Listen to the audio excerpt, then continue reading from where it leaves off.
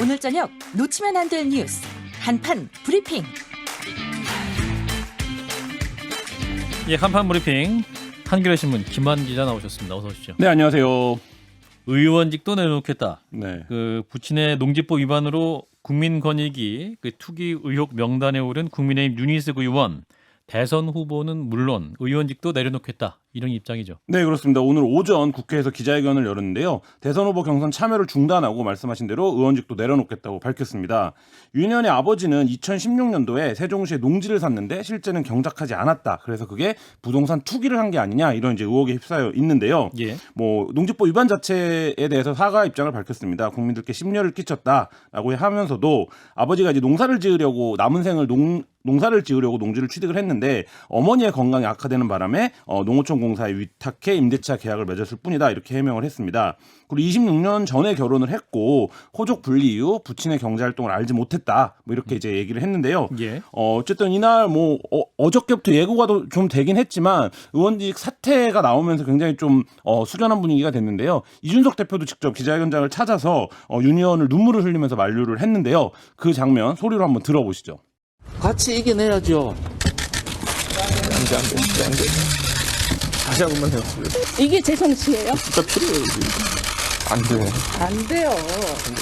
제가 대선에 출마한 것도 이런 정치를 보고 싶었어요. 제가 보고 싶어하는 정치인이 제가 지금 되려고 결심한 겁니다. 안 돼요. 예, 이준석 대표의 울먹이는 목소리 그리고 윤희숙 의원의 목소리에 있었습니다. 네, 윤 의원이 사의를 강하게 표명을 했고 대표가 만류하는 데서도 중계가 되는 과정에서도 자기가 이런 정치를 해보고 싶었다 이렇게까지 표명을 했는데요. 근데 의원직 사퇴가 간단한 일은 아닙니다. 의원직을 사퇴라면 본회의에서 의견 절차를 거쳐야 되고요. 재적 의원 과반 출석에 과반 찬성으로 결정이 됩니다. 만약에 회기가 아니면 이제 국회의장이 결재할 수 있는데요. 이렇게 이 절차를 밟아야 되기 때문에 앞으로 어떻게 진행될지는 조금 지켜봐야 될 것 같습니다. 예, 일단 윤희숙 의원의 사퇴 기자회견. 여당의 반응은 어떻습니까? 일단 여당에서는 사퇴 쇼다 이런 반응이 나왔는데요. 쇼다. 네, 이재명 캠프 김남준 대변인은 윤 의원이 지난해 국회 연설에서 자신이 임차인이다 이렇게 시작하는 연설로 이제 화제를 모았었는데 그 얘기를 하면서 서민 코스프레를 했지만 연설 직전까지 2주택 소유자였고 국민을 기만하는 쇼였다는 비판을 받았는데 이번에도 이제 마찬가지라는 투로 강하게 비판을 했고요. 예. 진정으로 사퇴 의사가 있다면 언론 플레이를 할 게 아니라 국회의장을 찾아가서 사직서부터 내라 이렇게 비판을 했습니다. 김진아 전 열린민주당 의원도 페이스북에서 비판을 했는데요. 아버지리다 이렇게 변명을 하는데 이게 말이 되느냐 이런 겁니다. 왜냐하면 건의기에 사료를 제출할 때 직계가족에 대한 조사 일체에 대해 동의를 했는데 어떻게 이게 아버지리라 나는 몰랐다라고 말할 수 있느냐는 거고요. 예. 그리고 부친이 세종시에 연고가 없고 윤 의원은 세종시에서 근무를 한 이력이 있습니다. 그래서 이런 걸 감안하면 부친이 어떻게 세종시의 토지 정보에 관심을 가지고 3천여 평, 그러니까 평수로 3천여 평 정도 되는데요. 이 예. 땅을 사냐 이렇게 비판을 하기도 했습니다. 세종에서 근무했다는 KDI 네, 그렇습니다. 경력을 얘기하는 네네. 것이고 그런 것을 주장하면 알고 그 땅을 샀을 것이다. 이러한 뜻 비판이기도 한데 자 이준석 대표의 또 이 눈물 어린 목소리도 있었고 윤희숙 의원의 눈물 어떻게 보셨습니까? 진 작가님부터. 일단 윤희숙 의원이 사퇴를 선언함으로써 이준석 대표의 짐을 좀 덜어준 측면이 있죠. 왜냐하면 12명인데 여기서 6명만 나가라고 했거든요. 예. 그런데 이게 또 민주당보다 못한 거냐 또 그건 아니거든요. 분명히 이들이 출당 요구에 응하지 않으면 징계위를 회부해가지고 그러면 자동적으로 10일 후에 이제 출당이 되거든요. 그래서 거기까지 봐야지 이 게임의 승패를 좀 알 수 있을 것 같은데 이런 불리한 국면에서 이 일을 해주니까 굉장히 이제 고마운 거죠. 그리고 윤희숙 의원에 대해서 여당에서는 신나게 비판을 하지만은 일단은 반응은 좋아요. 전반적으로 유권자들의 반응은. 예. 윤희숙 의원의 사퇴가 진정성이 있다. 이런 반응이 많다는 예. 말씀이군요. 자, 김성애 소장님은? 일단 그 말씀하신 분이 출당 권유를 지금 당대표가 하는 것은 아무런 법적 의미가 없고요. 예. 윤리위원회를 소집해서 관련된 안건을 나누고 거기서 다시 출당 권유를 해야 되고 출당 권유가 있고 열흘 동안 출당을 하지 않으면 그다음에 윤리를 다시 소집해서 제명을 하는 조치를 취할 수 있다 이렇게 돼 있기 때문에 예. 지금 현재로서 이준석 대표가 이제 정치적 선언을 한 것 이상은 좀 의미가 없는 상태다. 이렇게 생각이 들고 이런 과정에서 민주당이 지난 기간 동안 저는 탈당을 한 줄 알았는데 예. 탈당계만 제출하고 결국 아무도 탈당을 안 했다는 사실을 최근에 알게 됐습니다. 그러니까 예. 민주당도 사실 할 말은 없는 거죠. 그렇죠. 그러니까 본인들이 예. 굉장히 단호한 조치를 취할 것처럼 말을 했지만 취하지 않았다는 점에서 국민들이 어느 쪽이 더 잘했다라고 지금 보지는 않을 것이라 생각을 하고 부동산 문제 특히나 큰 것 아닙니까? 그런데 이제 제가 오전에 이 사퇴 선언하실 때만 해도 정치적으로 큰 수를 하나 던졌다 생각을 했는데 그 뒤에 얘기 나오는 거 보니까 이제 아까 전에 김환 기자님께서는 KDI가 세종에 있으니까라고 말씀하셨는데 그런 문제가 아니라 지금 이 소위 말하는 이 신방리의 산업단지 복합 산업단지 구성을 하는 데 있어서 예비 타당성 조사를 KDI에서 했고 뭐 윤희숙 본인이 했다는 말씀 드리는 건 아닙니다. 예. 2016년에 그 산업단지에서 2km 떨어지지 않은 같은 그 신방리에 이분이 연고도 없는데 10,000평방미터 이게 그 경작 해보신 분들은 알지만 10,000평방미터를 60세가 넘어가신 노인 한 분이 하는 건 불가능하거든요. 갑자기 농사를 짓게 내려가겠다라고 한 대목도 석연치 않고 제일 석연치 않은 것은 2020년 12월에 갑자기 주민등록 주소지를 옮기고 직접 작용을 하는 것처럼 하시다가 또 이렇게 우물쭈물 물러나시는 모습을 보이는 등 해명할 대목이 많은데 해명을 너무 극적인 드라마로 풀어가시는 게 아닌가. 일단 침착하게 본인과 그 아버님이 처한 환경에 대해서 설명을 하고 그러고 난 다음에 사퇴의 말씀을 하셔도 늦지는 않겠다 싶은 생각이 듭니다. 그럼 좀 더 설명이 필요했겠다라는 말씀. 예, 저로서는 뭐 이래서 이게 정말 무슨 투기다 이렇게 생각하고 싶지는 않은데 너무 의혹이 가는 대목이 많이 있네요 아직은. 그렇군요. 자 일단은 그 본회의 의결 절차까지 가게 되는데 어떻게 될까요? 이게 의원들이 이제 의결을 하게 되면 의원직 사직 처리가 되는데 김원 기자. 의원직 사퇴가 이제 제가 이제 기자를 하고 나서는 이게 뭐 본인의 의사대로 되는 경우를 잘 보지는 못했는데요. 이제 예를 들어서 이명박 정부 때 민주당 의원들이 당시 야당이었는데 그 언론법이 통과됐을 때 집단적으로 사퇴하겠다라고 했는데 그때도 안 됐었거든요. 집단으로 사퇴한 거는 되게 집단으로 사퇴 안 하겠다는 네, 의미잖아요. 뭐 어쨌든 뭐 그렇게 읽는다고 하더라도, 그러니까 이게 예. 절차적으로 국회의원이 이제 그 개개인이 헌법기관이기 때문에 사퇴 절차가 복잡합니다. 아까 말씀드렸던 것처럼 일단 국회의장이 이 부분을 본회의에 상정을 해줘야 되고요. 그럼 본회의에 동료 의원들 과반이 출석해서 과반이 찬성을 해야 되는데 지금 이제 구도만 놓고 보면 국민의힘 의원들은 다 반대를 할 것으로 보이고요. 왜냐하면 윤희숙 의원은 당내 이제 조사에서도 면죄부를 사실상 받는 격이기 때문에 그렇죠. 그러면 이제 민주당 과반 이상을 점하고 있는 민주당 의원들이 어떤 이제 판단을 하느냐의 문제인데 지금 이제 그 김성애 소장님 말씀하신 대로 민주당도 조치가 시원찮게 지금 전개가 되고 있기 때문에 민주당 의원들이 여기서 찬성을 하기도 뭐하고 반대를 하기도 뭐한 이런 상황이 되기 때문에 사실 이 부분이 어떻게 처리될지 정치적으로는 좀 한참 지켜봐야 될 것으로 보입니다. 사실 이번에 진짜로 사퇴가 되게 되면 하나의 기준이 될 수 있는 거 아닙니까? 뭐 그렇게 될 수는 있겠죠. 그러니까 그 부분에서 어저께까지 그 여의도를 취재하는 기자들의 분위기는 이준석 대표가 분명히 민주당보다 더 엄격하고 국민 눈높이에 맞추겠다고 했는데 6명은 봐주고 6명만 이제 징계하는 수준으로 가는 거는 이 기준에 안 맞지 않냐라는 여론이 대세였는데 오늘 윤희숙 의원의 사퇴 기자회견은 이거는 국민들에게 체감적으로 뭔가 좀 엄격하고 눈높이에 맞다 이 느낌을 줬거든요. 그러니까 이 부분이 좀 어떻게 정치적으로 풀려나갈지는 지켜봐야 될 것 같습니다. 김성애 소장 의견 어떠세요? 국회에서. 일단 국회에서 말씀하신 거 뭐 그대로 동의합니다. 이게 남을 그만두라고 말하기가 되게 쉽지 않아서 투표하는 행위 자체가 굉장히 어려울 것이고 제가 지금 정확히 기억은 안 나는데 이게 임명에 관한 투표이기 때문에 무기명으로 할 거거든요. 그럼 이제 찬반을 물을 때 반대를 하기 훨씬 용이하기 때문에 부결될 가능성이 더 높다고 보고 이거 뭘 당론으로 정할 수도 없는 거고. 뭐 정한다고 하더라도 어떻게 들어가는 수도 거라서 없는 거고. 부가 더 많을 거라고 보고요. 국회의장도 굉장히 난감한 입장인 점을 또 같이 봐야 되겠죠. 진 작가님. 일단 정치적으로 보게 되면 굉장히 교묘하죠. 이렇게 딱 던져놓으면 분명히 국민의힘 의원들은 다 반대할 거고 만약에 이제 그 민주당 의원들이거든요. 이거 찬성 투표했다가 국민들한테 욕을 먹을 판이거든요. 그렇기 때문에 결국은 또 그들도 반대 투표를 할 수밖에 없는 상황인 거죠 지금. 게다가 민주당은 뭐 실익이 없는 게 여기가 서초구잖아요. 어차피 정말 죄송한 말씀이지만 새로 후보가 나간다고 해도 쉽지 않은 한국의 상황도 문제가 아니라 되겠죠. 그 정치적 효과인데 만약에 거기다가 뭐 몇십 명이라도 찬성 투표를 했다면 그 욕은 이제 민주당 사람들이 다 먹게 돼 있거든요. 너희들은 한 명도 탈당 안 했는데 그러면서 찬성 투표를 하느냐 이런 얘기를 듣겠고 열린민주당도 이제 마찬가지죠. 김의겸 의원 같은 경우에 지금 본인 문제고 정보 이용 문제고 검찰 조사까지 들어갔는데도 지금 사퇴 안 하고 있잖아요. 검찰 조사가 들어간 부분은 다시 말씀드리지만 1년 8개월 전에 압수수색까지 다 해놓고 기소 여부도 1년 8개월 동안 대답을 안 하고 있는 건 검찰 문제지. 갑자기 논점 민주당 문제는 아닌 것 같습니다.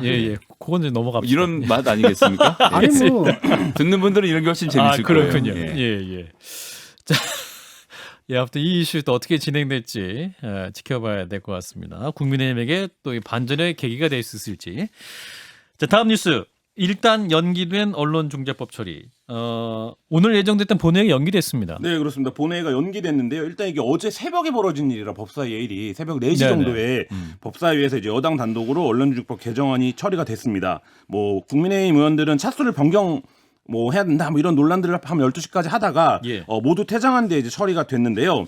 예정대로라면 이제 오늘 본회의가 열렸어야 되는데 박봉석 국회의장이 본회의를 연기하겠다는 입장을 밝혔습니다. 김기현 원내대표가 또 요청을 강하게 했다고 하죠. 네, 명분은 국회법상의 절차 문제인데요. 왜 그러냐면 그 상임위를 통과한 법사위를 통과한 법은 하루가 지나야 본회의에서 논의할 수 있도록 국회법이 이제 규정이 있기 때문에 네. 그 규정을 이제 과거에는 뭐 유연하게 뭐 그냥 오전에 법사위 처리하고 오후에 본회의 투표도 하고 뭐 이런 적도 있긴 한데 예. 어쨌든 그 이유를 들어서 연기를 했는데 이 속내는 좀 극한 대치를 하지 말고 시간을 두고 좀 합의를 해봐라 이런 얘기고요. 그래서 여야 원내대표가 이제 본회의 개최 여부를 두고 오늘 협상을 벌였고요.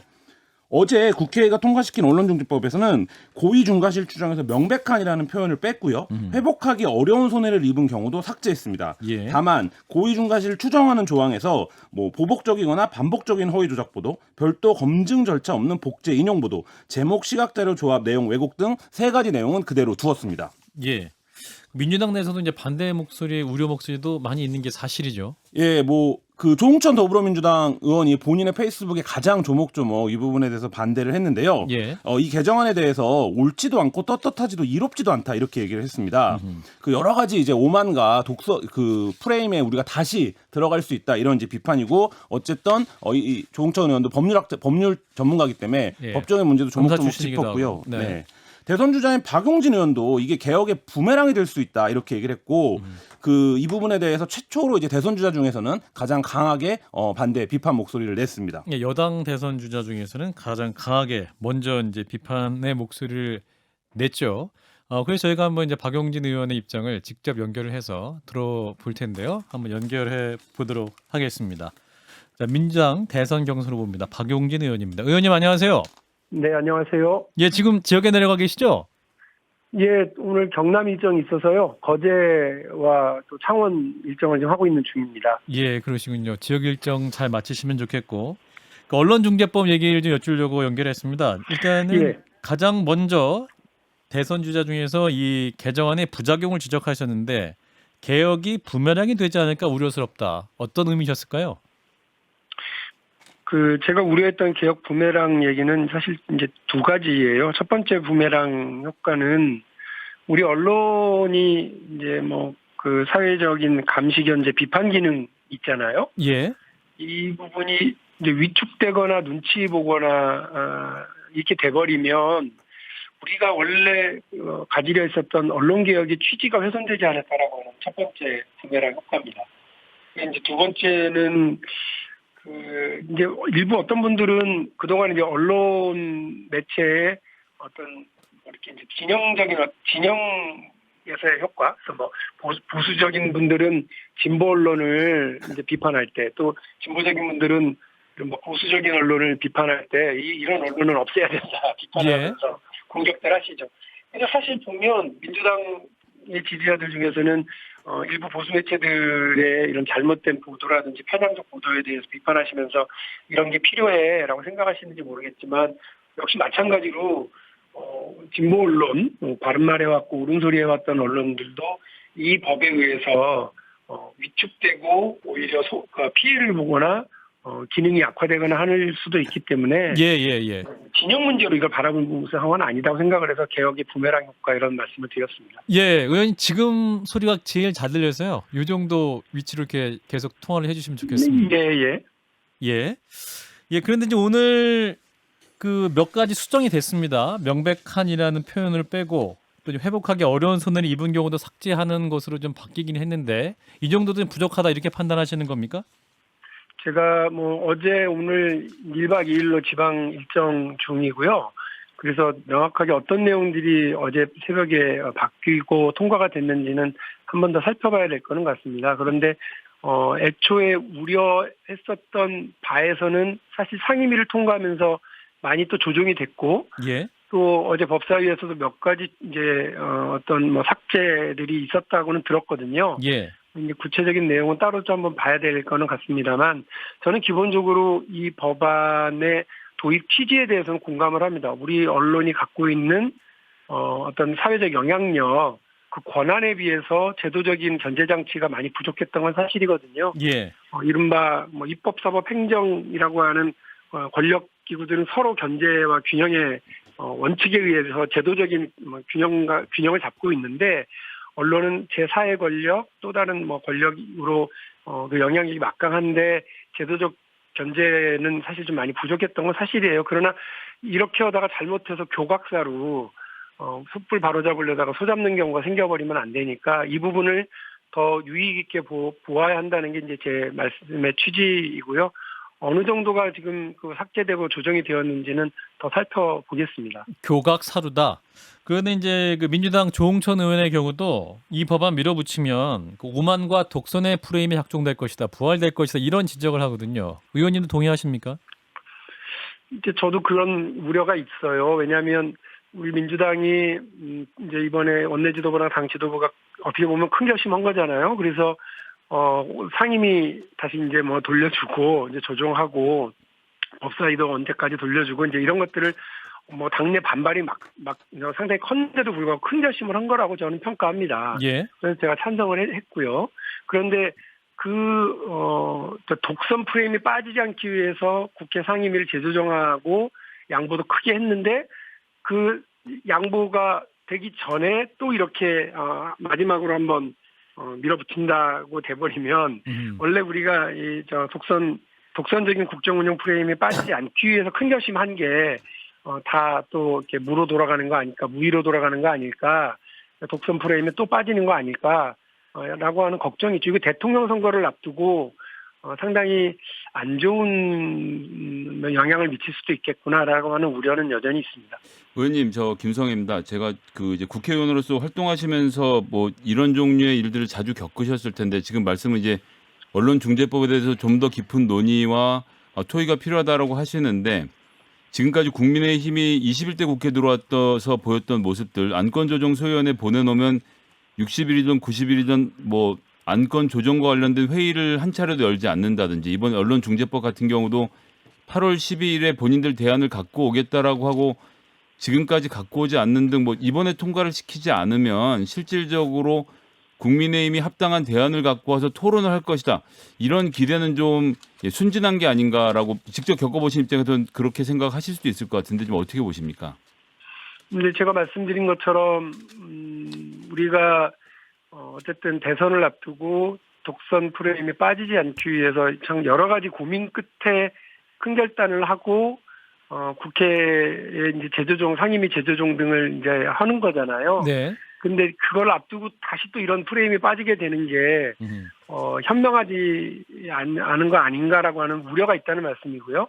그래서 우리 김성애 소장님 말씀하시는 것처럼 여러 저쪽에서 침대 축구 하는 건 저도 여러 차례 봤고 또 그 불합리한 면에 대해서도 얼마든지 우리가 국회에서 보장하고 있는 절차를 통해 가지고 무력화시켜 나갈 수 있다고 생각을 하는데 오늘 당장 원래 본회의도 이렇게 브레이크가 걸리는 것 중에 하나가 절차적인 것에 대해서 국회의장님이 브레이크를 건 거로 제가 보도를 봤거든요. 예.